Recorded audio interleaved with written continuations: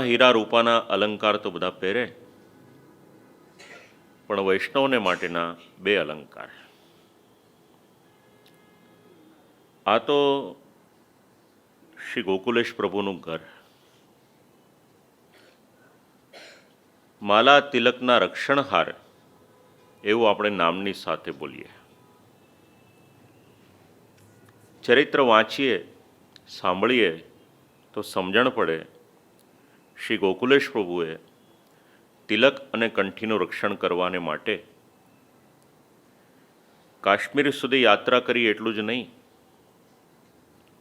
સમય આવ્યો તો પોતાની પાસે જેટલી સંપત્તિ હતી એ બધી જ સંપત્તિ બાદશાહને લખીને પણ આપી દીધી કે મારી પાસેથી લેવું હોય તો આ બધું જ લઈ લો, પણ કંઠમાં કંઠી અને કપાળમાં કરેલું તિલક એનો ત્યાગ નહીં થાય. આર્ય સંસ્કૃતિના આ ચિહ્ન છે, વૈષ્ણવત્વના આ લક્ષણ છે.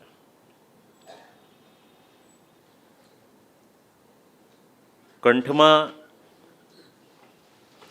આપણે કંઠી પહેરીએ તો એના માટે બે કંઠી પહેરવાનો નિયમ. બે દીક્ષા આપણે લઈએ છીએ એના અનુસંધાનમાં બે કંઠી ધારણ કરવાનું વિધાન કરવામાં આવ્યું. બીજું પણ કારણ મળે છે. યુગલ સ્વરૂપ શ્રી ઠાકોરજી એમના ભાવથી આપણે બે કંઠી ધારણ કરીએ છીએ. આ વૈષ્ણવના અલંકાર કપાળમાં તિલક અને કંઠમાં કંઠી. પછી આપણે શ્રી ગોકુલેશ પ્રભુનો પ્રયત્ન, પરિતાપ, પ્રયાસ આ બધું ભૂલ્યા અને કંઠમાં કંઠી ખૂંચવા લાગી. એટલે આપણે પછી એમાંથી માર્ગ કાઢી દીધો કે સોનાનો દાગીનો બનાવીએ, મંગળસૂત્ર હોય અથવા તો પછી કંઠી હોય બીજી કોઈ, એમાં તુલસીજીના બે પારા પરોવી દઈએ અને સંતોષ માનીએ કે તુલસીની કંઠી પહેરી છે. પણ મૂળતઃ ક્રમમાં આપણે ત્યાં સમજણ એવી પડે છે, દોરામાં પરોવેલી કંઠી હોય એ ધારણ કરવી પડે. સોનાની પહેરીએ ઉત્તમ, એમાં વાંધો નથી. તે છતાં પણ દોરામાં પહેરેલી કંઠી હોય એને ધારણ કરવી પડે. અને જ્યારે કોઈક વ્યવધાન આવે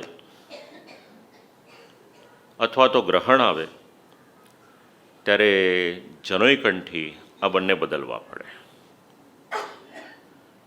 તુલસીજી અપવિત્ર નથી થતા, પણ જે દોરામાં એનું ગ્રથન કરવામાં આવ્યું હોય છે એ દોરાને કારણે તુલસીજીની કંઠી એ બદલવામાં આવે છે.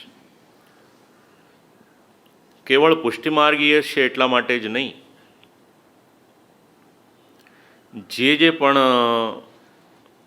વૈષ્ણવત્વની દીક્ષામાં દીક્ષિત થયા છે એમણે કંઠમાં કંઠી ધારણ કરવી પડે.